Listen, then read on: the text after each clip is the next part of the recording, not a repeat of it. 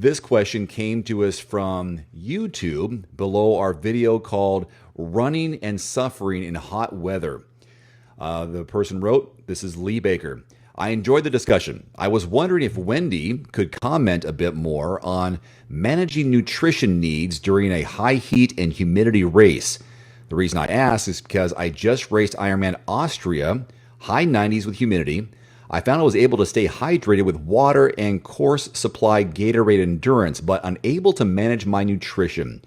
I could keep liquid calories down on the bike, but simply stop calories late in the ride. Can you share your approach or plan on how you manage to maintain caloric intake during the heat, specifically the bike portion? Thank you, from Lee Baker. Coach? Hey, Lee, what a timely question, as I've been preparing for the heat because I'm headed to Kona in a couple weeks. Well, I'm headed to Kona in a week. I'm racing in a couple weeks. So, there's a lot to dissect in that question. I think your approach to maintaining fluid needs with water and Gatorade is exactly what I do on the bike. And I count that as part of my fueling. So, there's about 150 to 200 calories, roughly, 50 to 60 grams of carbohydrates in a bottle of Gatorade. And so when I'm racing in specifically hot conditions like Kona or anywhere else, I'll be taking in 1 bottle of water and 1 bottle of Gatorade per hour. And then I'll supplement that with an extra 100 calories. So I'm looking at around 200 calories, around 60 grams of carbohydrate per hour. The calories, depending on the humidity, because I crave different things depending on if it's dry heat or humid heat, will come from potentially gels. I've been in the sport for so long that I kind of stay away from gels, but I know I can tolerate them. Or chews, like Power Bar chews, or depending on what the sponsor of the is, I pass them Power Bars, so I relied on that, as well as bars. I'm okay. I like to eat, so I like to carry my own cookies or bars. Chewing's a little bit harder when you're trying to breathe on the bike, but at the same time, I will allow myself to slow down just so I can get in those calories. I'm fine with eating solid foods in the heat and humidity because I practice that and I have a lot of experience to know what my GI tract can handle.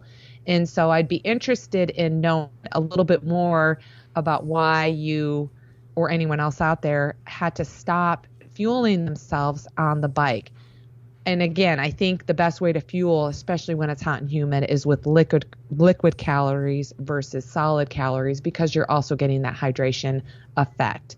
And also generally in hot and humid conditions, it's usually the bike people can fuel properly. And it's usually the run where kind of you struggle a little bit. You're running, it's impact, and your GI tract is bouncing around, and you may have slushing in your stomach, and that may cause you to stop eating. And usually if you feel slushy or you feel crampy or you feel nauseous, you need to eat. You need some electrolytes. And so I'd say possibly maybe you needed more electrolytes on the bike to help retain that water that you were consuming. And maybe it was a matter of the water or the Gatorade was warm that you were getting at the aid stations, and that maybe made you feel a little nauseous because it's warm liquid that you were consuming. So, we do have on the Endurance Hour YouTube channel a fueling guide for sprint, fueling guide for Olympic, fueling guide for 70.3, and a fueling guide for 140.6 that you might want to check out, because there's a lot of information out there that you can find online, but you really want to get dialed in and specific to you. You want to know beforehand so you can practice how many ounces of liquid do you need, how many grams of carbohydrate do you need, and what you can sustain to carry you over into the run.